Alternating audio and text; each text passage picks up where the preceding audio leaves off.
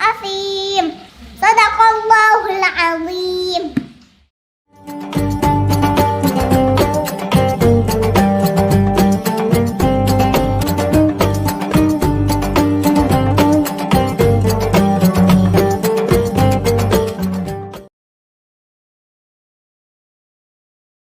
Bismillahirrahmanirrahim. Assalamualaikum warahmatullahi wabarakatuh.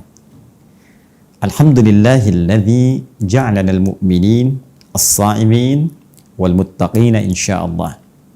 Nusalli wa nusallimu ala afdhalil anbiya'i wal mursalin habibina Muhammadin wa ala alihi wa sahbihi wa dzurriyyatihi wa ummatihi ila yaumiddin. Saudara-saudariku dimanapun Anda berada, berjumpa kembali dalam edisi Aku Suka di hari ke-8 di bulan Ramadan tahun 1441 Hijrah. Kita awali dengan bermohon pada Allah Subhanahu wa taala, semoga seluruh amalan kita yang telah kita tunaikan sejak hari pertama di bulan Ramadan, di hari Jumat itu sampai dengan detik ini berkenan diterima oleh Allah Subhanahu wa taala. Kita juga turut mendoakan semoga setiap saudara-saudari kita yang sakit berkenan Allah sembuhkan, dan terkhusus semoga wabah yang tengah kita hadapi bersama segera diangkat oleh Allah Subhanahu wa taala, tentunya dengan ikhtiar dan doa-doa serta amalan-amalan terbaik kita. Baik, hari ini kita akan coba lanjutkan materi Aku Suka kita yang kami coba desain dengan terurut dari sejak awal kita berjumpa sampai dengan pertemuan di hari ke-7 kemarin. Kita telah uraikan dari sejak amalan malam Ramadan, ya, dengan amalan yang disebut dengan qiyam itu. Kemudian beranjak sampai dengan ke waktu sahar dengan amalan yang kita sebut sahur itu. Dan kini saatnya kita tiba pada amalan utama dalam konteks siam, ya, puasa, yang menjadi inti ibadah yang kita tunaikan di bulan Ramadan. Qiyam dengan amalan salat, juga hal-hal yang menyertainya dari mulai doa sampai istighfar telah kita tuntaskan. Sahur dari sejak waktunya makan sampai cara berdoa dan istighfar telah kita tunaikan. Ketika terhenti waktu sahur dengan tibanya fajar, seperti diisyaratkan dalam Al-Quran surah kedua di pertengahan ayat 187 itu, wa kulu washrabu hatta yatabayyana lakumul khaytul abyadu minal khaytil aswadi minal fajr. Silahkan nikmati makanan itu, silahkan minum senyamannya, ya, sampai nanti tiba isyarat benang putih yang mulai membelah benang-benang hitam. Yang dimaksudkan dengan benang putih itu adalah cahaya fajar. Jika fajar telah tiba, maka berhenti makan, berhenti minum, berhenti waktu sahar, berhenti sahur, dan tiba waktunya untuk memulai siam, puasa sebagai inti ibadah Ramadan kita. Nah, kita akan turunkan beberapa hal yang menjadi inti amalan saat kita menunaikan siam dari mulai awal fajar sampai dengan datang maghrib. Saat adzan maghrib berkumandang, selesai kemudian waktu kita menunaikan siam dalam konteks kita berpuasanya, dan masuk kemudian kepada amalan baru. Ada beberapa persoalan yang bisa kita turunkan dalam pembahasan siam ini, baik berupa amalan utama saat kita menunaikan puasa, kemudian yang kedua tantangan dalam kita menunaikan puasa, dan yang ketiga ada satu rahasia yang hadir saat kita berbuka. Baik saudara-saudariku, kita akan mulai dulu dengan pembahasan yang terkait dengan bagian pertama, amalan apa yang bisa kita maksimalkan saat kita menunaikan ibadah siam Ramadan, khususnya dalam konteks penunaian dari fajar sampai dengan ke maghrib. Seperti pernah saya uraikan di pertemuan sebelum kita masuk ke dalam bulan Ramadan, bahwa hal terbaik yang bisa kita lakukan dalam konteks menunaikan ibadah adalah mengikuti petunjuk Al-Quran dengan cara melihat keteladanan dari praktek ibadah Rasulullah Sallallahu Alaihi Wasallam yang ditiru kemudian oleh para sahabatnya, ditiru lagi oleh para tabi'in dan generasi-generasi setelahnya. Ini adalah pengamalan dari perintah Al-Quran di surah ketiga Ali Imran itu ayat 31. Qul in kuntum tuhibbunallaha fattabi'uni. Katakan Muhammad SAW, jika kalian, maksudnya ke kita umat-umat Nabi Muhammad, benar-benar serius mencintai Allah, maka buktikan cinta itu dengan cara mengikuti petunjuk-petunjuk Nabi. Ketika Anda bisa ikuti itu, yang disebutkan tadi di Quran surah ketiga ayat 31, maka berpeluang apa yang kita ikuti itu menjadi teladan bagi diri kita, sekaligus kita pun akan jadi teladan bagi orang lain. Itu yang disebut dengan uswah namanya. Maka Allah tegaskan di Quran surah ke-33 ayat 21, dengan cara mengikuti Nabi ini ada keteladanan pada diri Rasulullah. Laqad kana lakum fi Rasulillahi uswatun hasanah. Sungguh ada, kami telah tetapkan pada pribadi Rasulullah sallallahu alaihi wasallam keteladanan yang terbaik, yang jika kita bisa ikuti, kita pun jadi teladan lagi. Nah, di antara keteladanan yang bisa kita keluarkan dari amalan-amalan Ramadan yang dikerjakan oleh Nabi, secara umum saya ingatkan lagi terbagi kepada 3 amalan utama yang diinfokan oleh sahabat junior pada saat itu yang seringkali membersamai Nabi Sallallahu Alaihi Wasallam, yaitu sahabat Ibnu Abbas, ya, radhiyallahu taala anhuma. Ya. Karena Rasulullah sallallahu alaihi wasallam adalah Rasulullah sallallahu alaihi wasallam ajwadan nas wa ajwadu ma yakunu fi Ramadan. Beliau sallallahu alaihi wasallam, kata Ibnu Abbas radhiyallahu taala anhuma, adalah pribadi yang sangat baik, pribadi yang sangat dermawan, orang yang senang berbagi. Jud itu menandakan sifat mulia dari segi kedermawanan. Ya, dari segi kemuliaan. Jadi selain lemah lembut, jud itu juga bisa diartikan sering berbagi dari segi materi. Ya, sudah orangnya lembut, ramah, suka berbagi. Ya, jadi kita ambil satu garis materi yang disampaikan sahabat Ibnu Abbas, ya, wa ajwadu ma yakunu fi Ramadan. Sedangkan saat Ramadan tiba itu tambah lagi sifat lembutnya, tambah lagi dermawannya.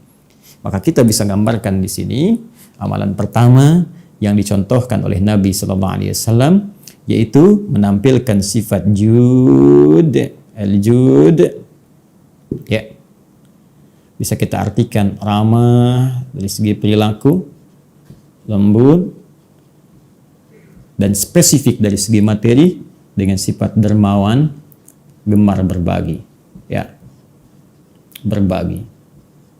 Nah, jadi Nabi ingin contohkan begini, puasa itu seharusnya melatih kita menjadi pribadi yang lebih baik.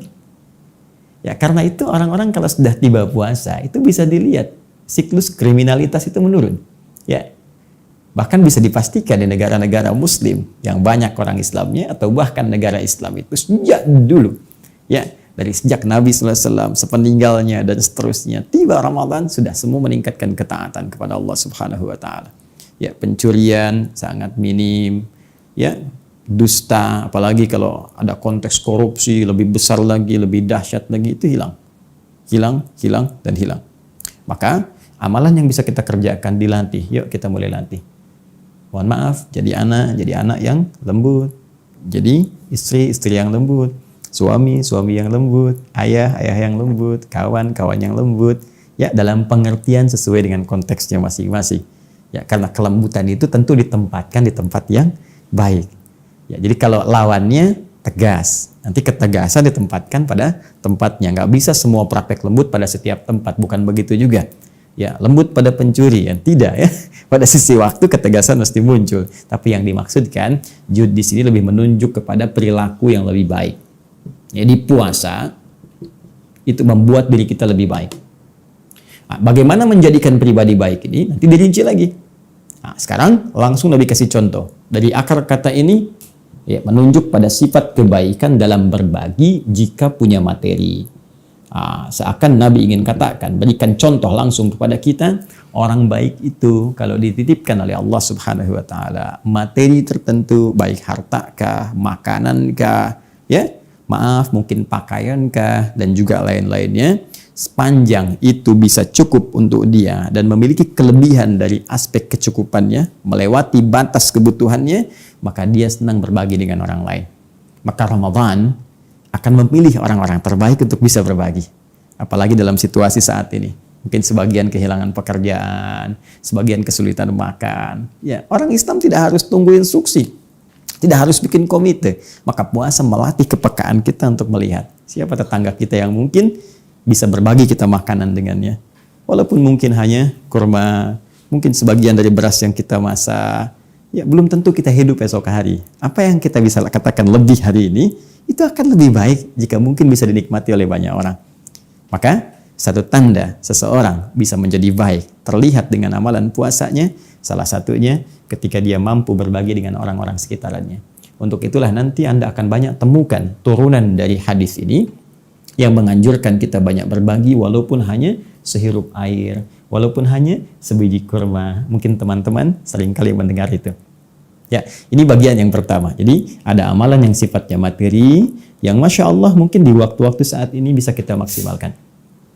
Oke, yang kedua, untuk melatih jadi baik ini, khususnya dari segi perilaku, maka ditunjukkan nanti dalam hadis-hadis yang lain, bahwa Nabi meminta kita untuk meningkatkan kuantitas amal yang langsung berpengaruh kepada perilaku, khususnya sholat. Karena sholat itu diantara amalan yang spesifik. Dampaknya, akibatnya, manfaatnya akan langsung berdampak positif pada perubahan perilaku kita. Itu ditemukan dalam Al-Quran surah ke-29 ayat ke-45. Ya. Allah sampaikan, "Utslu ma uhya ilaika minal kitab wa aqimis shalah."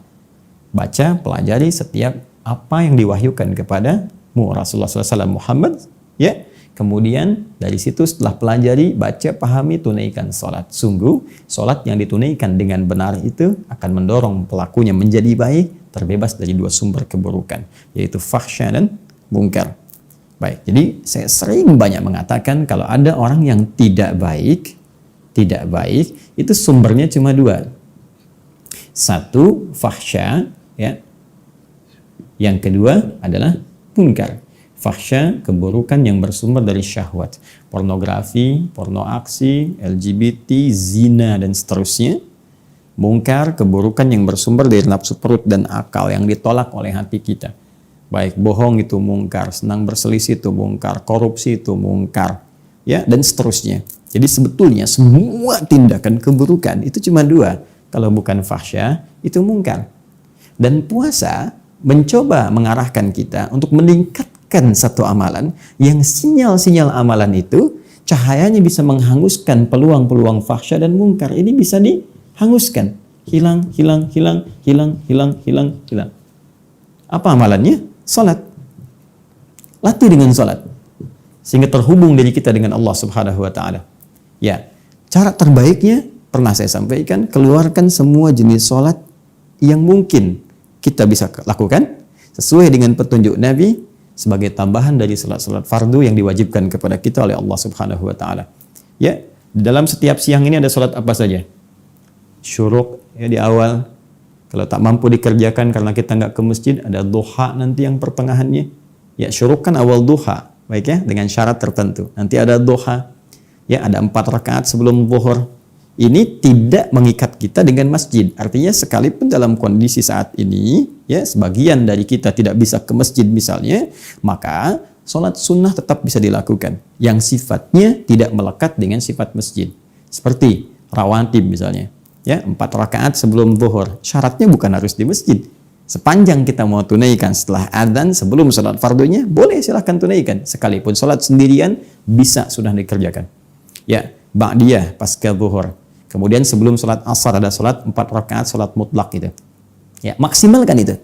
Ketika benar pendekatan kita menunaikan sholat dan terhubung kita dengan Allah Subhanahu wa taala, maka keadaan terhubung dengan Allah itu yang menjadikan kita bisa mendapatkan perisai dari perbuatan maksiat dan pengingat yang mencegah kita untuk berbuat hal yang tidak diinginkan oleh Allah Subhanahu wa taala. Karena itu Al-Quran memberikan statement orang-orang yang menunaikan sholatnya baik, maka dia akan punya hubungan kuat online dengan Allah itu sehingga mampu mengingat Allah dalam keadaan yang tak terbatas. Itu ada isyaratnya di Quran surah keempat ayat 103.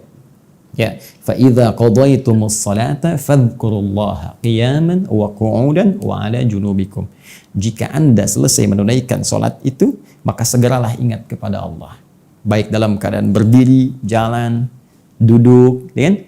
Walaupun berbaring. Zikir itu ingat. Jadi kalau orang sedang berjalan ingat Allah, mustahil berbuat maksiat karena saat akan berbuat maksiat itu dia ingat Rabbnya. Bagaimana kalau diwafatkan saat saya berbuat maksiat? Ya, maaf di jalan menemukan sesuatu sekedar untuk ngambil untuk pribadi saja, dia takut kalau Allah tahu. Apalagi mengambil hak orang lain. Ya, kalau begal saat mau begal ingat Allah, mustahil akan dia kerjakan. Apalagi saat ada orang ingin berbuat maksiat dalam duduknya di kantor, menggandakan sesuatu, ingin manipulasi, dia ingat bagaimana kalau saya diwafatkan oleh Allah. Allah melihat saya sekarang. Dalam berbaringnya mau maksiat, dia ingat bagaimana kalau seketika saya wafat. Makanya ulama sering mengatakan begini, jika Anda terfikir berbuat maksiat dan ingin terjaga selalu dalam keadaan yang baik, maka segera ingat kematian. Ketika terfikir berbuat maksiat, bayangkan seketika diwafatkan oleh Allah Subhanahu wa taala dan wafat dalam keadaan menjadi seorang pendosa. Anda bayangkan. Ya, karena itu ini gambarannya. Jadi, latih diri kita, latih. Jadi dalam hadis lain Nabi mengatakan riwayat sahabat Abu Hurairah radhiyallahu taala anhu dalam Kitabus Syam di Al-Imam Al-Bukhari dalam kitab sahihnya nomor hadis yang pertamanya beliau katakan as-syamu junnatun. Ya, puasa yang benar itu, alif lamnya kita terjemahkan, puasa yang benar itu junnatun, bisa menghasilkan perisai. Ya, perisai yang tak nampak. Jadi kalau ada dalam bahasa Arab huruf dimulai dengan jim dan nun, ya, jim dengan nun biasanya kalimatnya mengandung arti sesuatu yang tak nampak, tersembunyi. Ya, jin disebut dengan jin karena tak nampak dalam pandangan kita. Jannah, ya. Jannah tuh, jannah, surga disebut dengan jannah karena belum tampak dalam pandangan kita sekarang. Ya kan? Jinnah, ya, ada jannah, ada jinnah, ada junnah. Beda tuh, ya. Ada jin, ada jun, beda. Jin dan jun, lain kan?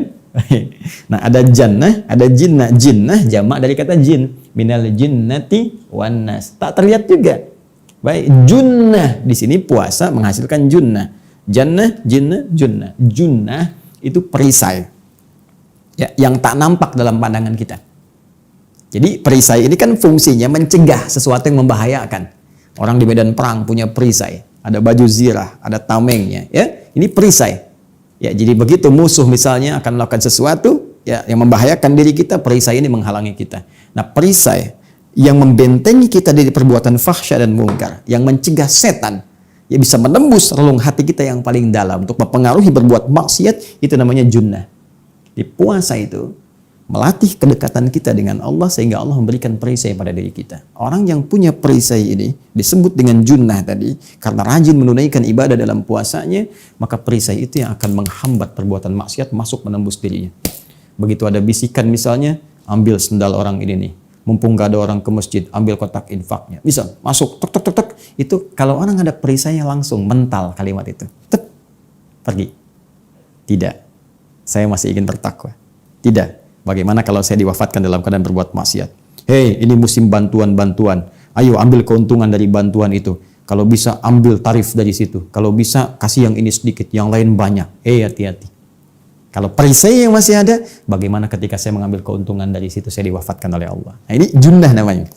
Karena itu orang-orang yang rajin ibadah, khususnya rajin menunaikan sholat, itu akan kuat junnah dalam dirinya. Akan kuat perisai pada dirinya. Karena itu kemungkinan besar orang ini akan selalu berperilaku baik dalam kehidupannya karena semua bisikan-bisikan fahsya dan mungkar tidak akan tembus pada dirinya, dihambat oleh perisai yang ia bisa dapatkan dalam konteks menunaikan ibadah saat ia puasa itu. Dua. Dan yang ketiga, ya, Ibnu Abbas radhiyallahu taala anhu mengatakan, "Hina yalqahu Jibril alaihi salam fi kulli lailatin min Ramadan." Memang ini spesifik nanti di malam harinya, tapi juga ibadahnya bisa bersifat umum mencakup di siang harinya. Apa itu? Ya, yudarisuhul Quran, tadarus Al-Quran, belajar Al-Quran, interaksi dengan Al-Quran. Di bagian ketiga, Al-Quran. Ya, Anda bisa petakan nanti untuk mempelajari Al-Quran ini dengan 3 peta utama. Ya, ada yang disebut dengan qiraah, ada yang disebut dengan tilawah, ya, ada yang disebut dengan terakhir tahfidz. Dan amalan ini sebagian ulama bahkan menyebutnya amalan penentu orang-orang yang memang mendapatkan manfaat dari Ramadan. Jadi kalau nggak mengerjakan amalan ketiga ini, seakan-akan dia nggak dapat Ramadan gitu. Ya, ada sebagian berkomentar demikian. Kenapa? Karena Ramadan sendiri disebut oleh Allah Subhanahu wa Ta'ala dengan bulan diturunkannya Al-Quran. Sehingga sebagian ulama mempopulerkan dengan bulan Al-Quran. Bulan Al-Quran. Itu statementnya ada dalam pernyataan di firman Allah, Quran surah kedua Al-Baqarah ayat 185. Syahrul Ramadan alladzi unzila fihi al-Quran. Di bulan Ramadan itulah kemudian diturunkannya Al-Quran. Ramadan bulan Al-Quran. Saking pentingnya Al-Quran, Nabi SAW tidak pernah kehilangan satu harinya kecuali beliau berinteraksi dengan Al-Quran. 30 harinya, 1 bulannya, selesai 30 juznya. Nah sekarang kalau saya ingin berinteraksi dengan 3 pendekatan ini, qiraah bagaimana? Tilawah seperti apa? Tahfidz bagaimana? Seperti apa kita bisa mengerjakan ini? Apa keistimewaan-keistimewaannya? Apakah setiap saya qiraah ada keistimewaan khusus kalau dikerjakan di Ramadan? Demikian juga dengan tilawah. Apatah kemudian dengan tahfidz? Itu nanti yang akan kita coba bahas dalam edisi Aku Suka yang ke-9. Ya, karena itu pastikan dulu ini sudah hari ke-8. Yo, amalan pertama nih. Sudah baik belum? Ada perubahan nggak sampai hari ke-8 nih pada kepribadian kita? Jangan-jangan masih belum berpengaruh, masih belum ada rasa. Karena pasti terasa perubahan pada diri itu. Nah, kalau belum terasa ada perubahan, berarti belum sukses Ramadannya. Di hari ke-8 ini, kita buktikan. Esok kalau masih hidup, buktikan. Sudah 8 hari nggak ada perubahan, Allah kasih yang ke-9. Ada perubahan nggak? 9 hari, mungkin Allah kasih yang ke-10. Tapi kalau sudah berhari-hari diberikan, belum mau berubah juga, Anda butuh berapa hari lagi? Dan belum tentu kita hidup esok hari. Karena itu setiap diberikan peluang, ayo maksimalkan. Ya, ini pribadi yang bisa berbagi. Sehingga saat dihisab ringan di hadapan Allah Subhanahu wa Ta'ala. Jika memang dengan itu, Allah berikan kelebihan pada kita. Minimal berbagi dengan keluarga kita dulu, dekat ataupun jauh. Ada kelebihan lagi dengan tetangga kita, yang terdekat, lebih lagi bisa dengan yang paling jauh. Dan lebih daripada itu, jaga sholat kita. Karena ini akan menentukan semua amalan kita dan menjadi amalan yang pertama kali dihisab di hadapan Allah Subhanahu wa Ta'ala. Demikian untuk Al-Quran. Kita akan bahas dalam pertemuan Aku Suka edisi yang ke-9 dan kita akan pelajari bagaimana tantangan-tantangan dalam menjalankan semua amalan-amalan yang dimaksudkan. Demikian yang bisa kita bahas. Semoga Allah meridhai kita semua. Subhanakallahumma wa bihamdika asyhadu an la ilaha illa anta astaghfiruka wa natubu ilaik wa akhiru da'wana alhamdulillahi rabbil alamin. Assalamualaikum warahmatullahi wabarakatuh.